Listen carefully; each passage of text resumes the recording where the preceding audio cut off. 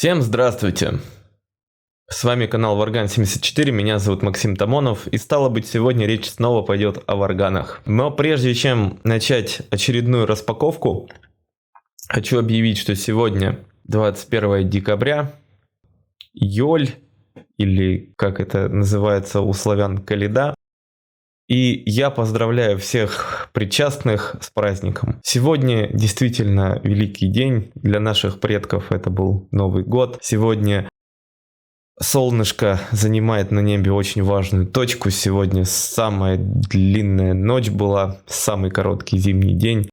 И сегодня снова солнышко будет набирать силу. И это значит, что впереди нас ждут большие перемены, исполнение желаний. Поэтому именно сегодня загадывайте желания, сварите себе глинтвейн, сварите себе вкусный чай и отпразднуйте этот день как следует. Всех с днем солнцестояния, хорошей коляды. Вот. Не знаю, когда выйдет это видео, когда я успею его смонтировать. Как правило, мне на распаковку требуется 2, а то и 3 дня, чтобы сделать хороший качественный звук и хорошо смонтированное видео. Но я постараюсь побыстрее. Вот. Поэтому, если выйдет позже, значит выйдет позже. Все равно всех с праздником. Итак, давайте приступим. Сегодня мы вновь говорим о якутских хомусах. И у меня в руках чудеснейшая посылка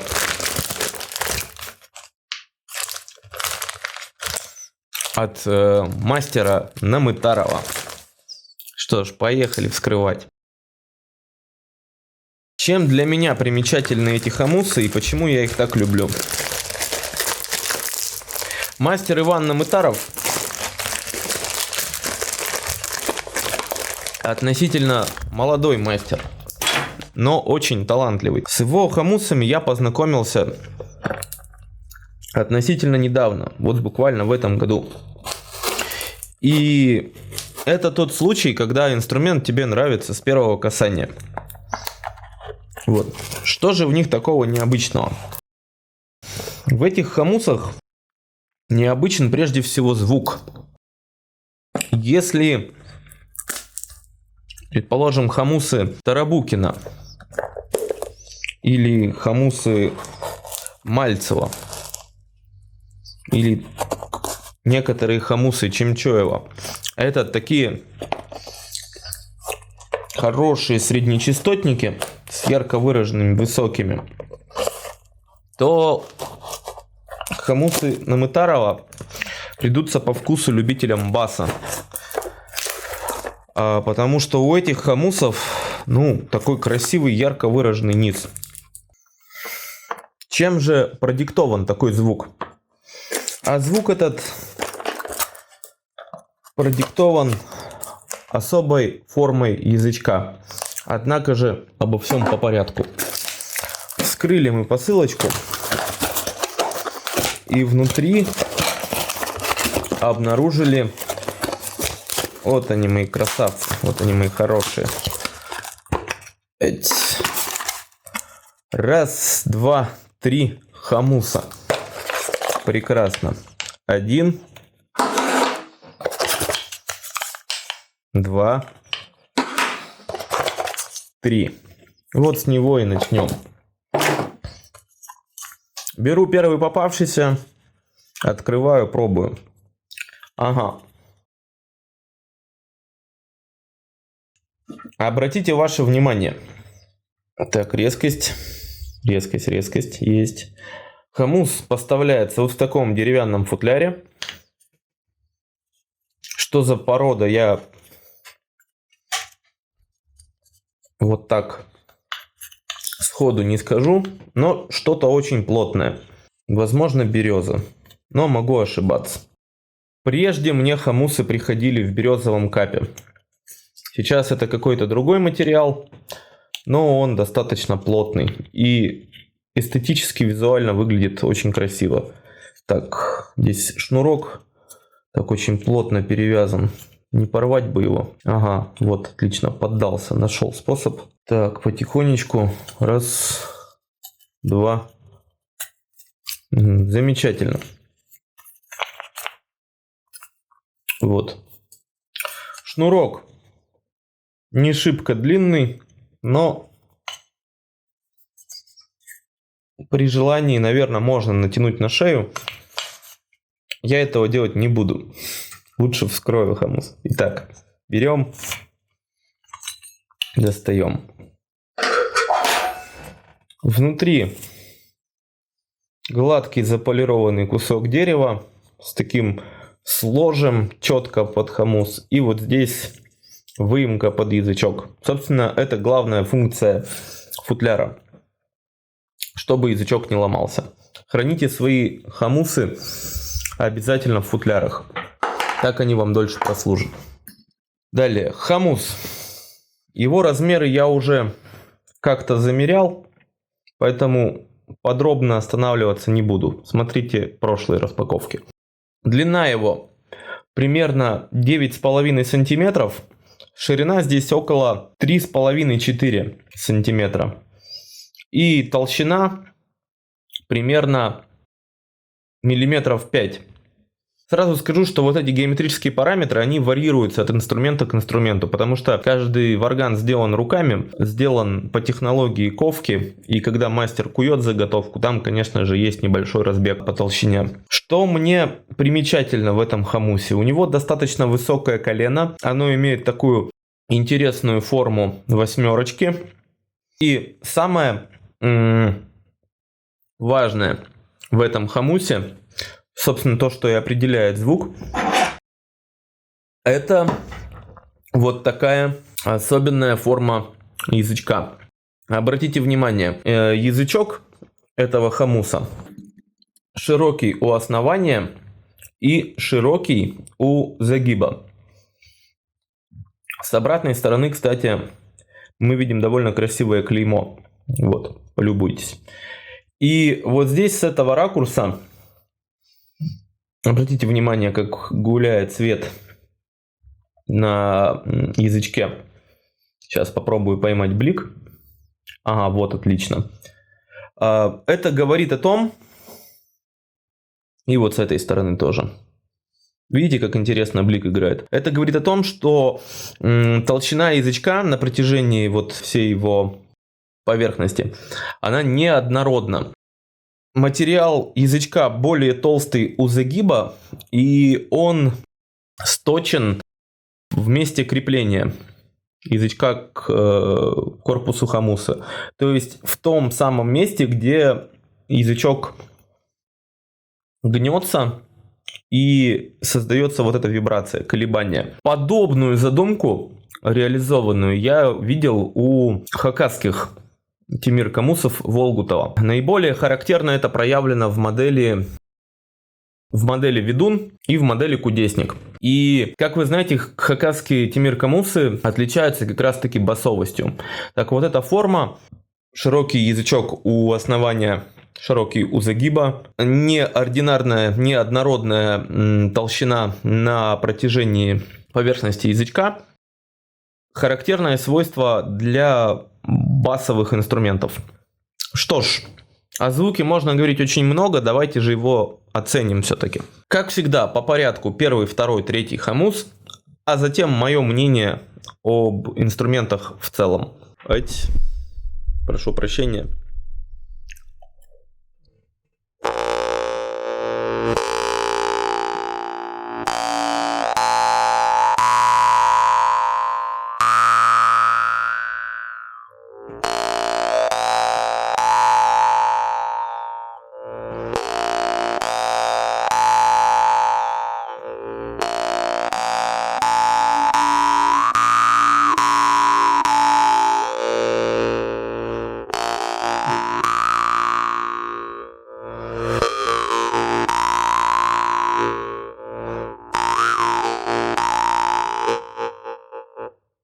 Красота.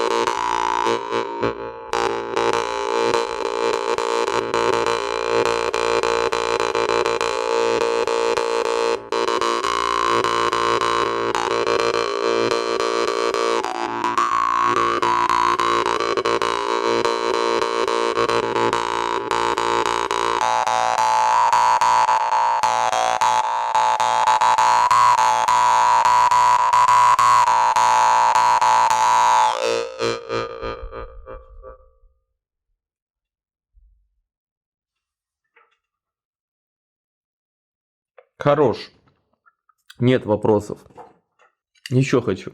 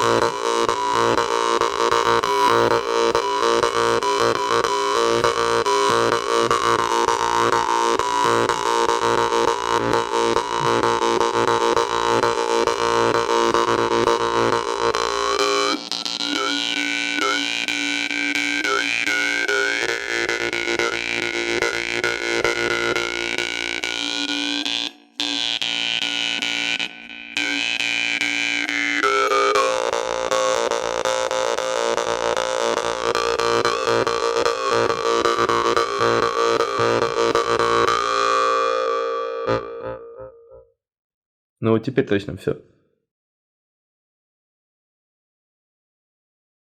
Следующий. Как же он хитро их завязывает все-таки.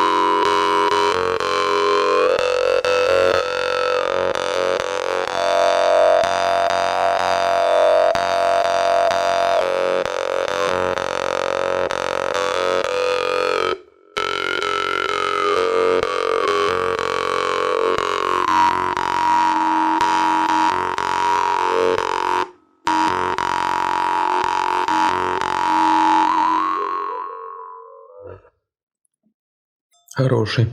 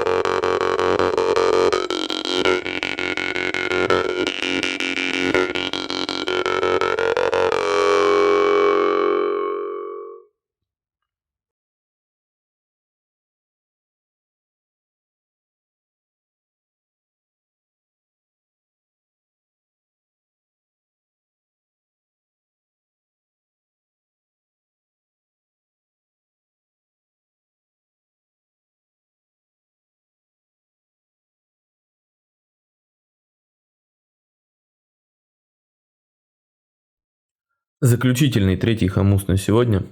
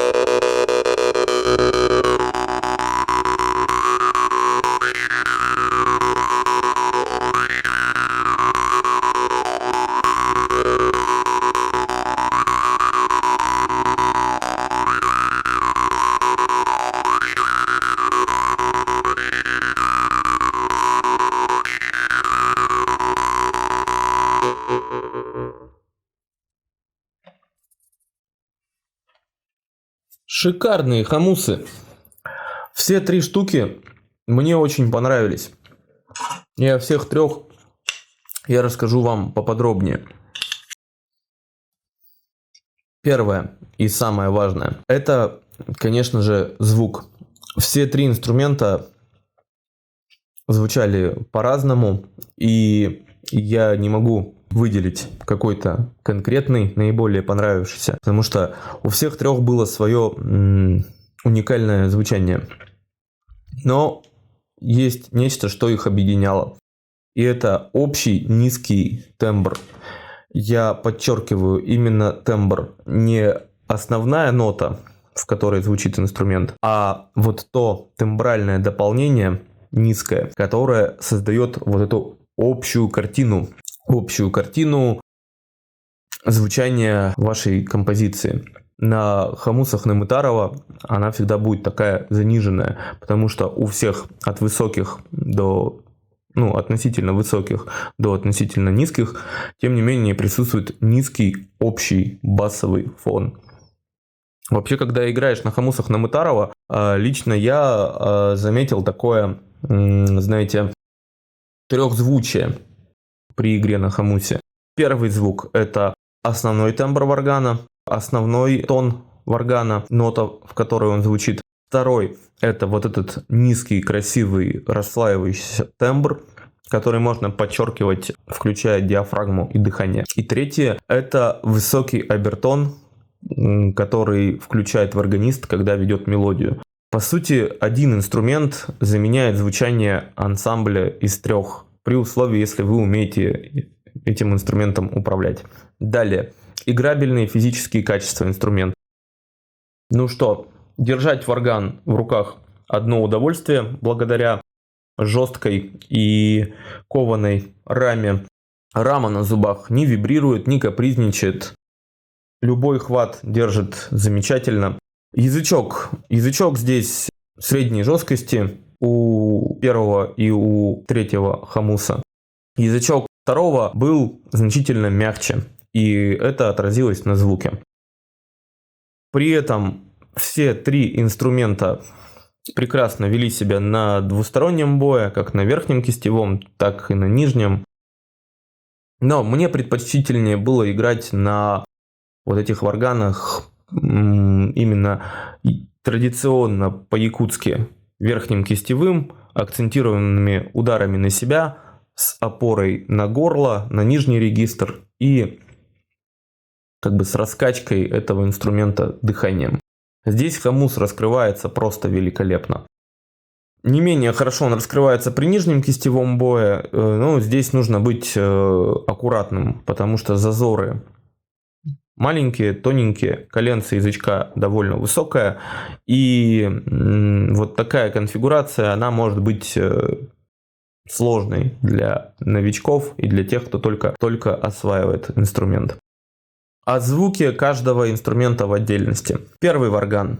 Среднечастотный. Я сейчас не могу определить ноту на слух. Как по мне, это либо до, либо си контроктавы. Внизу будет описание, проверим, насколько у меня абсолютный слух.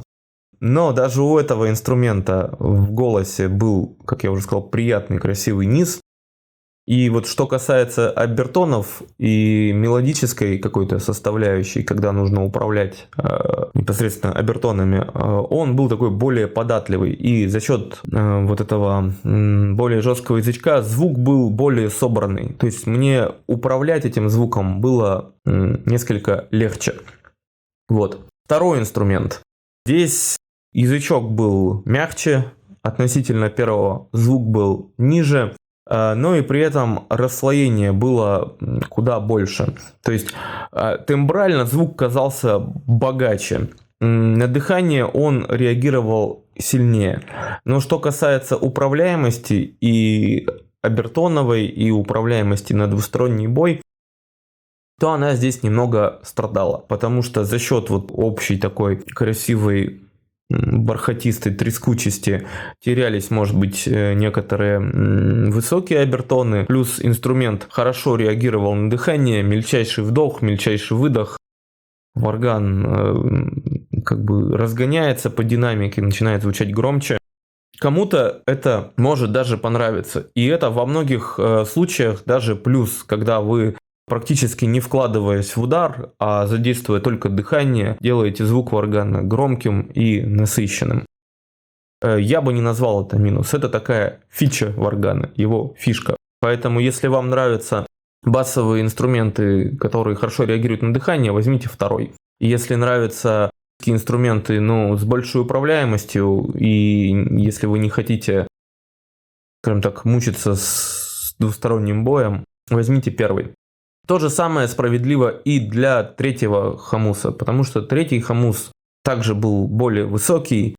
По эмпирическим ощущениям, мягкость, жесткость язычка была примерно такая же, как и у первого. За исключением, как мне показалось, третий на дыхание реагировал лучше. Или, может быть, это я разыгрался, не знаю. И в целом, вот из всех трех, наверное, этот был такой самый универсальный. То есть у него был и низ красивый, и верх, и с боем там не было никаких затруднений. И на дыхании он прям растягивался. Но это, опять же, мои эмпирические ощущения. Я не знаю, как будет у вас. По мне, все три инструмента хороши. Какой из них вам больше понравился, напишите в комментариях. Это поможет найти какую-то общую субъективную оценку. Какой еще могу сказать вывод по хамусам Намытарова? У меня нет никаких претензий ни к одному из трех инструментов. Все три варгана выполнены на очень высоком уровне. Каждый из них может стать вашим. Какой из них решать вам? Ссылка будет в описании. На сегодня, пожалуй, что и все. С вами был Варган 74. Меня зовут Максим Тамонов. У нас с собой было 1, 2, 3 хамуса Намытарова. Все они могут стать вашими. Ссылка в описании. И у меня сейчас маленькое объявление для вас. Хочу поделиться творческими планами, раз уж сегодня условно языческий славянский Новый год. Итак, у меня на столе, помимо вот этих чудесных 3 хамусов, лежат еще 3 посылки. 1,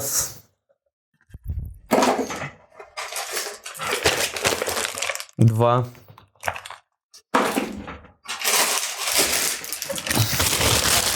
3. Вот это, как вы видите, из Якутии.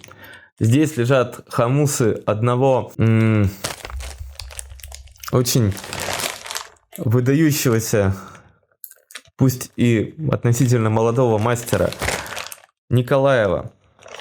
Поэтому возможно, что следующей посылкой будет вот это. Далее. Здесь у меня прекрасная посылка из города Саратова. Угадайте, от кого. Напишите в комментариях. Также распакую. А здесь варганы, что называется, на десерт. По-моему, 5 или 6 кованых тотемных хамусов. Поэтому, как говорят в телевизоре, не переключайте канал, а лучше подписывайтесь, ставьте лайк и ждите новые распаковки. Также подпишитесь на инстаграм-канал, там будут фотографии этих инструментов крупным планом и мои небольшие рецензии. На сегодня все. С вами был Варган 74. Меня зовут Максим Тамонов. Палец вверх, колокол, подписка на канал. Всех еще раз с праздником. Желаю всем хорошего настроения, крепкого здоровья, побольше новых, красивых, качественных, железных коней. И играйте хорошую музыку. И, конечно же, берегите себя. До новых встреч.